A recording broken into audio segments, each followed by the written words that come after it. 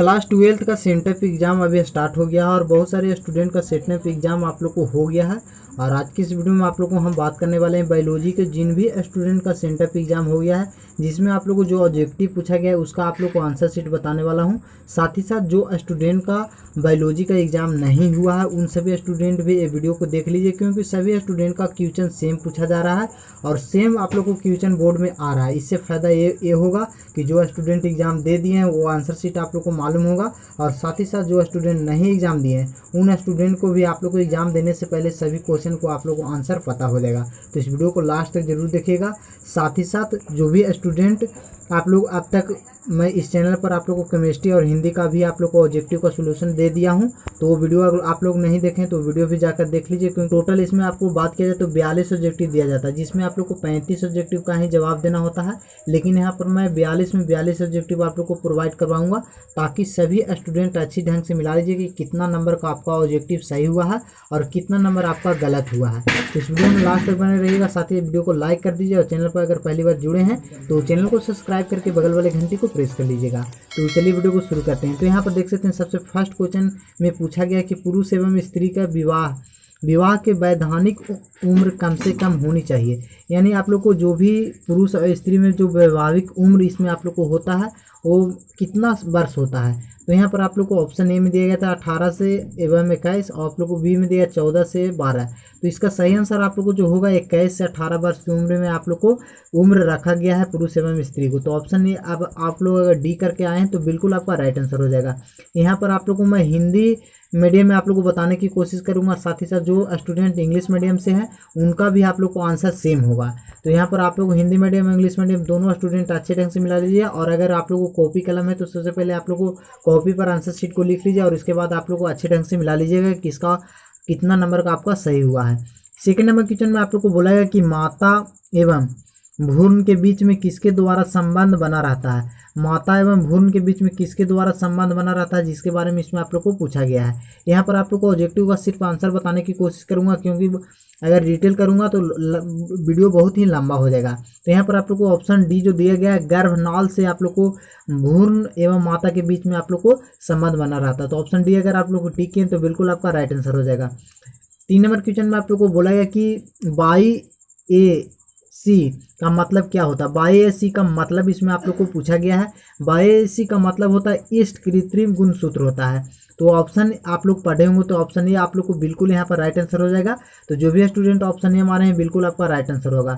अब हम चलते हैं 4 नंबर क्वेश्चन में आप लोग को बोला गया है कि डीएनए की कोडिंग क्रम को क्या कहते हैं। यानी डीएनए के कोडिंग क्रम को क्या बोला जाता है, जिसके बारे में इसमें आप लोग को पूछा गया है। तो डीएनए के कोडिंग क्रम को आप लोग को इंट्रोन कहा जाता है। तो ऑप्शन बी अगर आप लोग को टिक हैं तो बिल्कुल आपका राइट आंसर हो जाएगा।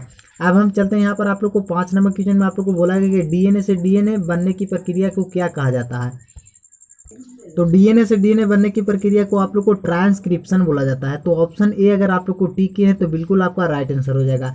अब हम चलते हैं आप लोग को 6 नंबर क्वेश्चन में आप लोग को बोला गया है कि वंश वृत्त सिद्धांत मूल अवधारणा है। वंश वृत्त जो है मूल अवधारणा किनके द्वारा दिया गया था, जिसके बारे में इसमें आप लोग को पूछा गया है।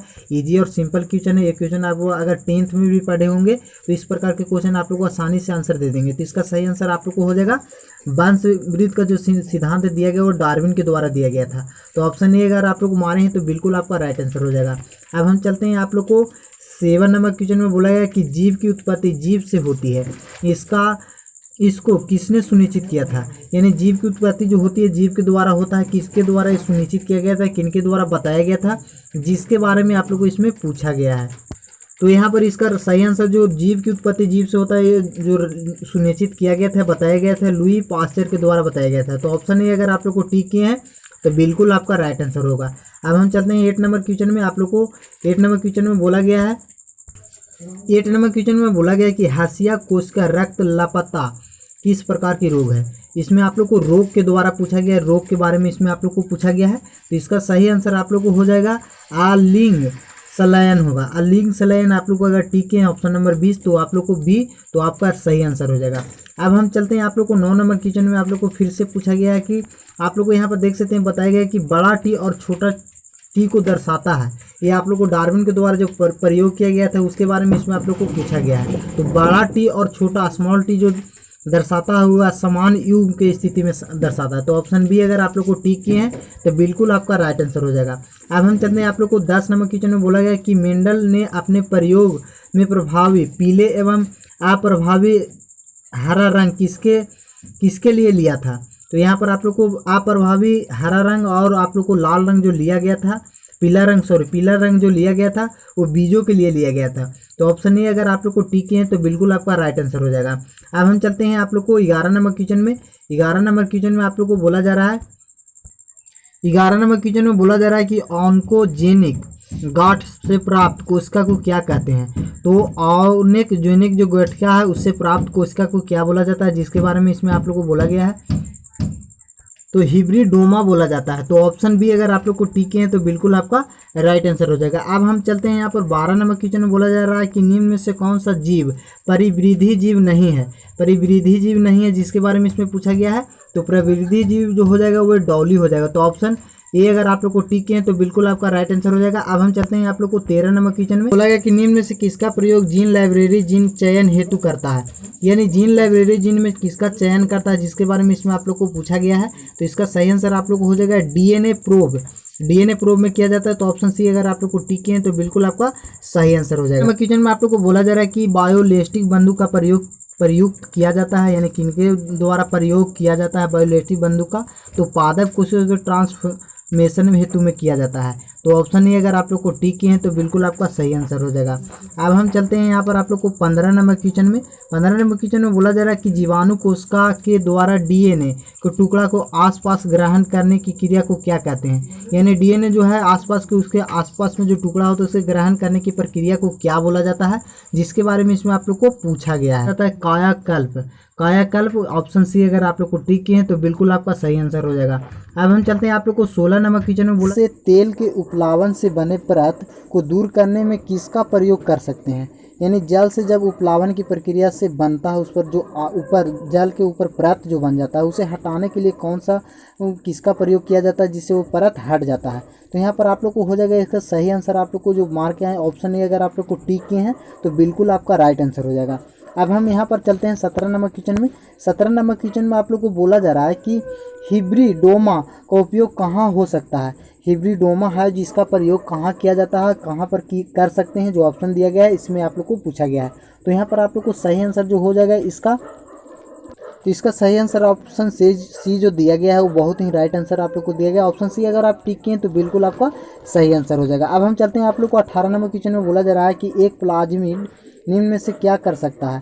प्लाज्मिड जो होता है वो क्या कर सकता है, जिसके बारे में इसमें आप लोग को पूछा गया है। तो वो अपना निर्माण स्वयं कर सकता है। जो प्लाज्मिड होता है वो अपना निर्माण खुद से स्वयं से करता है। तो इसका सही आंसर आपको हो जाएगा ऑप्शन बी अगर आप लोग को टिक किए हैं तो बिल्कुल आपका सही आंसर हो जाएगा। अब हम चलते हैं आप लोग को 19 नंबर क्वेश्चन में बोला जा रहा है कि जैव रासायनिक प्रक्रिया में cDNA का निर्माण किससे होता है। यहाँ पर आप लोग को cDNA का निर्माण के बारे में पूछा गया कि cDNA होता है जो किस तरह से किनके द्वारा निर्माण किया जाता है, निर्माण होता है जो पूछा जा रहा है। तो mRNA से होता है। तो यहाँ पर आप लोग ऑप्शन ए अगर आप लोग को टिक किए हैं तो बिल्कुल आपका सही आंसर हो जाएगा। जिनमें आप लोग को बोला जा रहा है कि रेडियोथर्मी के अणु से युक्त न्यूक्लिक अम्ल को भाग को क्या कहते हैं। न्यूक्लिक अम्ल जो है उसके भाग को क्या बोला जाता है, जिसके बारे में इसमें आप लोग को पूछा गया है। तो उसके भाग को बोला जाता है प्रोब बोला जाता है। तो ऑप्शन बी अगर आप टिक किए हैं तो बिल्कुल आपका सही आंसर हो जाएगा। अब हम चलते हैं आप लोग को 21 नंबर क्वेश्चन में। 21 नंबर क्वेश्चन में बोला जा रहा है कि ट्रांसजेनेविक जीवों में से क्या होता है। ट्रांसजेनेविक जीव जो होता है उसमें क्या होता है जिसके बारे में पूछा जा रहा है। तो उसमें आप लोग को दूसरे जीवों का भी जीन होता है जो होता है। तो इसका सही आंसर आप लोग को हो जाएगा ऑप्शन डी अगर आप टिक किए तो बिल्कुल आपका राइट आंसर हो जाएगा। अब हम चलते हैं 22 नंबर क्वेश्चन में। बोला जा रहा है कि आरएनए से बने डीएनए को क्या बोला जाता है, जिसके बारे में इजी और सिंपल क्वेश्चन है। तो आरएनए से जो डीएनए बनता है उसके बारे में पूछा जा रहा है। तो उसे क्या बोला जाता है जो पूछा जा रहा है। तो इसका सही आंसर आप लोग को हो जाएगा cDNA बोला जाता है। तो ऑप्शन सी अगर आप टिक किए हैं तो बिल्कुल आपका सही आंसर हो जाएगा। अब हम चलते हैं 23 नंबर क्वेश्चन में। बोला जा रहा है कि रेटिट्रैक्शन एंजाइम इको आर डीएनए किस प्रकार का काटता है, यानी रेटिट्रैक्शन एंजाइम जो है वो इको आरएनए को किस प्रकार से काटता है, जिसके बारे में इसमें आप लोग को पूछा गया है। तो इसका सही आंसर आप लोग को हो जाएगा डी ऑप्शन डी अगर आप लोग को टिक किए हैं तो बिल्कुल आपका सही आंसर हो जाएगा। अब हम चलते हैं आप लोग को 24 नंबर क्वेश्चन में बोला जा रहा है कि वाहक के द्वारा तेजी से फैलने वाले रोग को क्या कहा जाता है। वाहक के द्वारा तेजी से जो फैलने वाला रोग को होता है उसे क्या बोला जाता है। बहुत ईजी और सिंपल क्वेश्चन था, तो इसका सही आंसर आप लोग को हो जाएगा एड्स। एड्स जो है वो आप लोग को वाहक रोग से तेजी से फैलता है। तो एड्स अगर आप लोग ऑप्शन डी मारे हैं तो बिल्कुल आपका सही आंसर हो जाएगा। 25 नंबर क्वेश्चन में बोला जा रहा है कि नेमाटोड से होने वाला रोग को क्या बोला जाता है। नेमाटोड से होने वाला रोग को क्या बोला जाता है, जिसके बारे में इसमें आप लोग को पूछा जा रहा है, तो उससे बोला जाता है फ्लेरिया। तो ऑप्शन ए अगर आप लोग को टिक है तो बिल्कुल आपका सही आंसर हो जाएगा।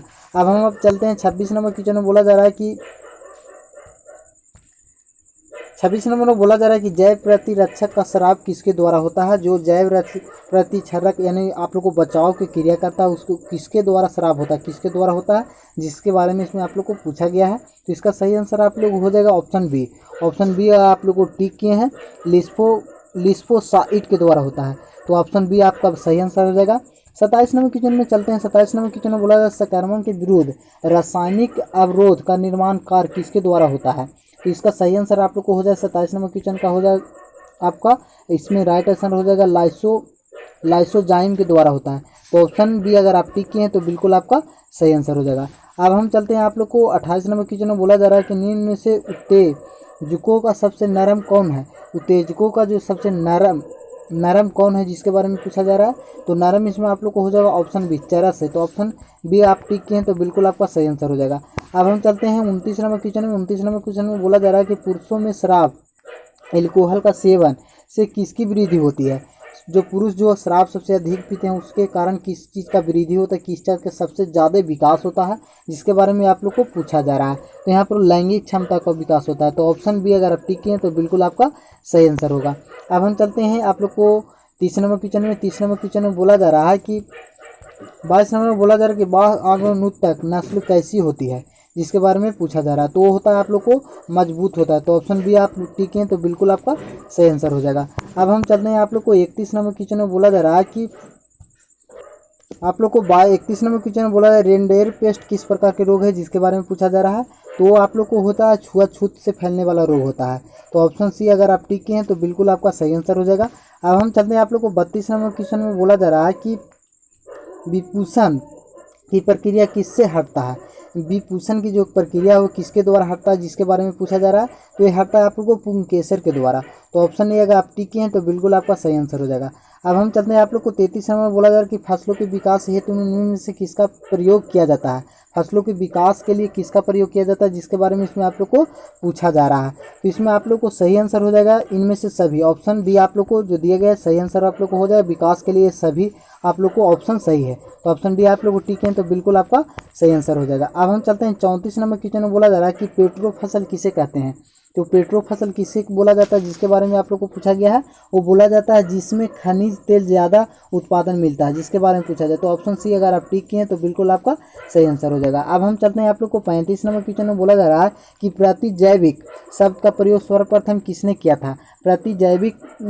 प्रतिजैविक शब्द जो है जो फर्स्ट बार किसके द्वारा प्रयोग किया गया था, वो किसके द्वारा किया गया, जिनके बारे में इसमें पूछा गया है। तो बॉक्समैन के द्वारा किया गया था। तो ऑप्शन ये आपका सही आंसर हो जाएगा। 36 नंबर क्वेश्चन बहुत ही इंपॉर्टेंट और बहुत ही वीवीआई क्वेश्चन है। इसमें बोला जाए कि निम्न में से कौन सा रोगनाशी का प्रयोग सर्वप्रथम विश्व में बड़े पैमाना पर किया गया था। इजी और सिंपल क्वेश्चन था। तो ये क्वेश्चन ऐसे क्वेश्चन बार बार बोर्ड में आप लोग को पूछा जाता है। तो ये आप लोग को इसका सही आंसर हो जाएगा DDT। तो ऑप्शन बी अगर आप टिक किए हैं तो बिल्कुल आपका सही आंसर हो जाएगा। अब हम चलते हैं आप लोग को 37 नंबर क्वेश्चन की ओर। 37 नंबर क्वेश्चन में बोला है कि जंतु का उद्यान निम्न में से किसके उदाहरण है। किसका उदाहरण है, जंतु उद्यान का। तो जंतु उद्यान का जो उदाहरण है वह इन सिटो संरक्षण से है। तो ऑप्शन बी अगर आप टिक हैं तो बिल्कुल आपका सही आंसर हो जाएगा। अब हम चलते हैं आप लोग को 38 नंबर क्वेश्चन में। 38 नंबर क्वेश्चन में बोला जा रहा है कि मृदु जल से सर्वाधिक मात्रा में उपयोग किन कार्यों में होता है। मृदु जल का सर्वाधिक प्रयोग कहाँ पर होता है, जो इसके बारे में इसमें आप लोग को पूछा गया है, वो घरेलू कार्यों में होता है। तो ऑप्शन ए आप टिक हैं तो बिल्कुल आपका सही आंसर हो जाएगा। अब हम चलते हैं 39 नंबर क्वेश्चन में बोला निम्न में से किसका पारिस्थितिक तंत्र सर्वाधिक प्राथमिक उत्पादन में पाई जाती है। पारिस्थितिक तंत्र इसमें सबसे अधिक प्राथमिक उत्पादन में पाए जाने वाला बोला जा रहा है। तो इसका सही आंसर आप लोग को हो जाएगा ऑप्शन जंगली में। तो जंगली में सबसे अधिक पारिस्थितिक तंत्र पाया जाता है। तो ऑप्शन बी आप टिक किए हैं तो बिल्कुल आपका सही आंसर हो जाएगा। अब हम चलते हैं आप लोग को 40 नंबर क्वेश्चन में बोला जा रहा है कि 31 मई किस अवसर पर के रूप में मनाते हैं, किस अवसर के रूप में मनाते हैं। 31 मई जो मनाया जाता है वो किस अवसर के रूप में मनाया जाता है, जिसके बारे में पूछा गया है। तो ये जनसंख्या दिवस आप लोग को मनाया जाता है। तो ऑप्शन सी आप टिक किए तो बिल्कुल आपका सही आंसर हो जाएगा। अब हम चलते हैं आप लोग को 41 नंबर क्वेश्चन में बोला जा रहा है कि नागफनी के पौधों में फूलों चपेटा भाग को किसके दर्शाता है। तो चपेटा भाग को क्या दर्शाता है, नागफनी जो कांटे वाला पौधा है उससे क्या आप लोग को जो फूल का चपटा भाग होता है उसे किस चीज़ से दर्शाता है, जिसके बारे में पूछा जा रहा है। तो वो होता है पत्ती। तो ऑप्शन सी आप टिक किए तो बिल्कुल आपका सही आंसर हो जाएगा। 42 नंबर और सबसे लास्ट क्वेश्चन में आप लोग को पूछा गया है कि निम्न में से किस गैस का स्राव भोपाल से गैस शराबी किस समय हुआ था। इसमें आप लोग को भोपाल शराबी गैस के सबसे ज़्यादा प्रचलित है, जिसके बारे में इसमें आप लोग को पूछा गया है। सही आंसर आप लोग को हो जाएगा मिथेनाइल आइसोसाइनेट का किया गया था। तो ऑप्शन डी अगर आप टिक किए हैं तो बिल्कुल आपको सही आंसर हो जाएगा। तो इसमें आप लोग को 42 सब्जेक्ट को मैं प्रोवाइड करवा दिया हूँ। जो भी स्टूडेंट जितना नंबर आप लोग को सही हुआ कमेंट करके बताइए।